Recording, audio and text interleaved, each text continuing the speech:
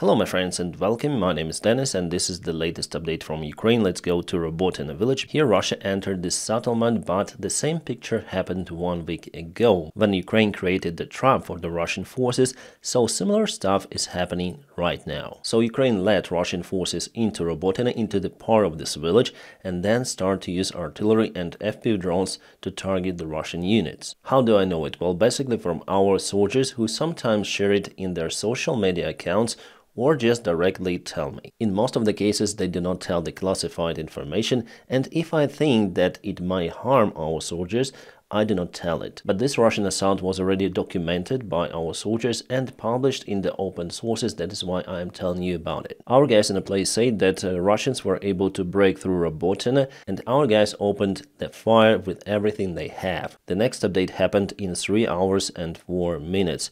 We got rid of the Russians in Robotine. They were smoked out even from the school facility. The same scenario as it happened 1 week ago, then they tried to occupy this village. So this attack failed for the Russian army for today. Also, we have the report from our 46th Brigade. They work somewhere in this place. For the first time, they used the FPV drones with the function of identifying the object's recognition of the enemy. It's called the function of the target capturing, something like that. It's in Ukrainian, so I'm translating it to you. This is the new step forward for our FPV drones upgrade. Let me explain you how it works. For example, you see that there are some of the Russian vehicles with surveillance drone. For surveillance, usually standard DJI Mavic is used. So you spot the target and launch the FPV drone separately. The software on that FPV drone gives the ability to recognize the moving targets or stationary targets, which are different compared to the nearby environment. For example, this armored vehicle. And the new principle is to lock on this target. Actually, it's not that new. DJI uses it in their usual drones like DJI Mini 3, DJI Mavic. The idea is mostly the same, but here the drone concentrates on this locked target and flies towards it. So what is the advantage of this new system? It gives the ability for the drone to bypass any kind of the electronic warfare that might disturb the signal from the drone operator to the drone. Basically, the drone is free to go on its own. The job of the drone pilot or drone operator is to choose the targets and give the drone the signal to go and bite the enemy, like with a dog. This tool is not yet the artificial intelligence, where the drones could potentially choose the targets they might target. Depends on importance of the targets, for example, tanks or BMPs, what is better to choose for the drone. If there is some infantry on the top of the BMP, whether it causes enemy more losses in this case, I believe that it's not yet possible to implement in our army with the modern day technologies, but what our guys are testing on the front lines right now can change the situation in favor of Ukraine, because the Russian electronic warfare will not be able to cope with that. The Ukrainian army is already very effective using the FPV drones, but this new feature is absolute deal breaker for Ukraine. Guys, recently I got many of my videos restricted because I show those kind of the images of the combat, so now I have to blur all of that stuff, unfortunately. But still, you may find my Telegram channel in the video description just below, and there I post more information about what is happening in Ukraine and also the front lines update. So I encourage you to subscribe for my Telegram channel. I do not post any kind of the advertisements out there. It's just a very comfortable feature for me to keep you updated with my job. And also it is some sort of the safe spot for us to keep in touch in case something goes wrong with my YouTube channel, because you never know what might happen. The link for my Telegram is in the video description just below. We have some of the images coming from the front lines with destroyed Russian tanks and armored vehicles from Robotine direction, but probably those were filmed before. It's hard for me to cross-check the information. I'm sure that it wasn't filmed and published today because just few hours passed since Russians retreated from Robotine. But what we have is the confirmation of the failed Russian attack on other direction near to Vuhledar. Let's go to the place. For this I'm gonna show you the other military map, and here you can see the Russian attack vector, and this map shows that they gained the ground but just for a few hours. With the drone images I may confirm that Russians were forced to retreat under the huge fire of Ukrainian counterattack. So Russians are trying many of the attack directions throughout the front lines, probably searching for the weak spot. But Vuhledar, which is located over here, is the pain in the ass for the Russian army, because it's very close to the supply road, which Russia might use, but they're not using it. And also Vuhledar is not really far away from the railroad connection, Where is it? It's somewhere over here, but it's not shown. So Ukrainian artillery in a place actually might target the Russian positions and also can the railroad supplies. That's why it was the target number one for the Russian army the last winter and also this year. They have wasted already thousands of the soldiers in attempt to get this settlement under control. But the Ukrainian defense over there is very robust. Let's go for a moment to Avdiivka direction. So this is the Avdiivka town, and Russia now advances over here. They've took some sort of the ground in this area near to Orlivka and also over here. Plus we have the information about Tonenka that definitely Russia wasn't able to occupy all of its village, but they control around 80% of it. Luckily Ukraine sent their forces out from the village and now protecting it somewhere in this place. Still, I think that Ukraine will withdraw the forces to the higher ground, 220 meters of the elevation, because the higher ground gives some of the advantage over the enemy. But in general, I might say that all of the Russian attacks mainly bogged down throughout the front lines. Remember, we were speaking about MiG-29 Ukrainian fighter jet that was shot down. 2 days ago there were just rumors about it, but now we have the confirmation that unfortunately we lost one of the Ukrainian pilots. His name was Tkachenko Andriy. His MiG-29 was shot down by the Russian Sukhoi 35.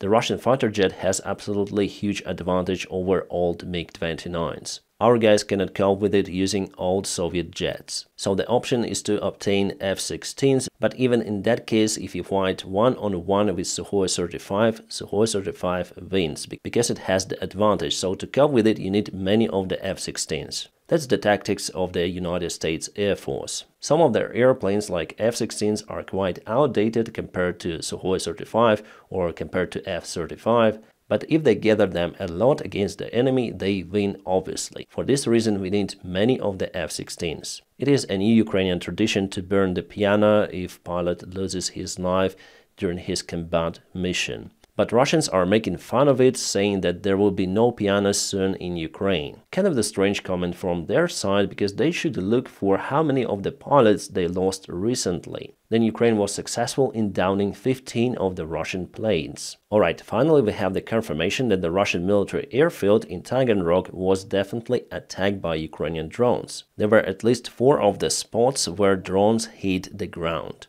To enter the hangar roof, one is over here near to the small hangar, and one is near to Tupolev 95 strategic Russian bomber. And this picture from the same spot was taken probably this autumn, where you may see 2 of the Russian AVAX A-50 airplanes. Russians claim that they took these airplanes away from the apron and they operate in different Russian regions. But the Ukrainian side says that those airplanes were transported, at least one of them was transported, into the hangar for maintenance and some of the upgrade. And the hangar was hit through the roof. The roof is quite thin over there. This photo was taken inside the hangar well before, but that time Russia was producing Beriev 200 Russian amphibia airplanes. As you can see, definitely the roof is thin, but it is early to say whether there were some of the Russian airplanes inside, especially A-50 airplanes, and whether those got some of the damages. The official Russia would never recognize that they lost the airplane or the airplane was damaged inside.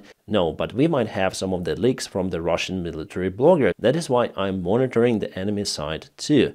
Well, I guess that this Tupolev 95 might obtain some of the damages to the fuselage or to the wing, because the drone strike was really near. A Russian spy drone Zala was targeted by Ukrainian snipers right in the skies, an awesome job done by Ukrainian sniper. Zala is a long-range Russian surveillance drone, which helps to identify the targets for the Russian Lancet drones, also for the Russian aviation or tactical ballistic missiles. As you can see, it's the flying wing design, very efficient construction, but sometimes it is impossible to identify them. You need a very sensitive equipment for that, because it's mainly made out of the composite materials, at least the wings, and all of the radio waves are not deflected but going through the construction. Ukraine also has surveillance drones, but Zala drones are very capable. Unfortunately. Here we have the satellite images of the Russian storages. For example, this is the storage for the Russian MTLB vehicles, which are now mainly used as the Russian infantry fighting vehicles. So this is the same storage 1 year ago and today. Also over here you can see that the vast part is missing. With the current rate of the Russian losses, Russia is unable to produce as many of the BMPs or armored vehicles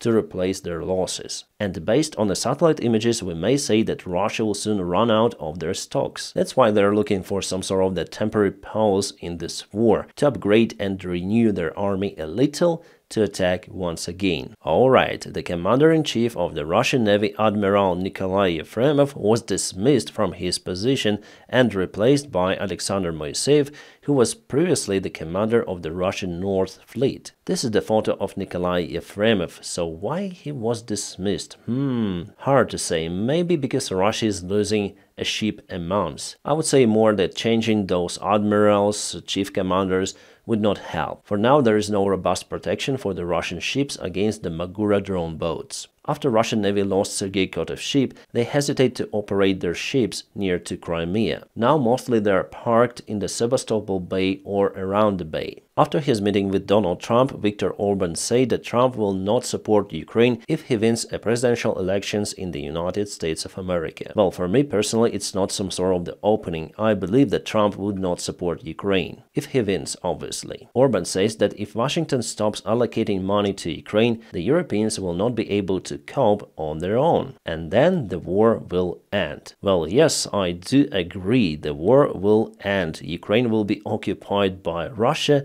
So what is next? Hungary? I'm already tired to say on my channel of how important the support for Ukraine really is. Not just for Ukraine, but for the NATO countries, for America itself. My American friends, if you elect Donald Trump this year, it will bring disaster probably to the world. Donald Trump and his MAGA group are so sure that if they get elected, they will negotiate the peace in Ukraine by speaking with President Zelensky or Vladimir Putin. But even for me, it is understandable that it will not work. There is one single reason for it not to work, because Putin is goal-oriented to take Ukraine under control using all of the means possible. Yes, Putin might stop and freeze this war for some period of time, but later on he will attack again. He told in every of his interview, in every of his official statements and public addresses that his aim is to occupy Ukraine. He calls for denazification or liberation, but it means occupation. But this guy is not understanding that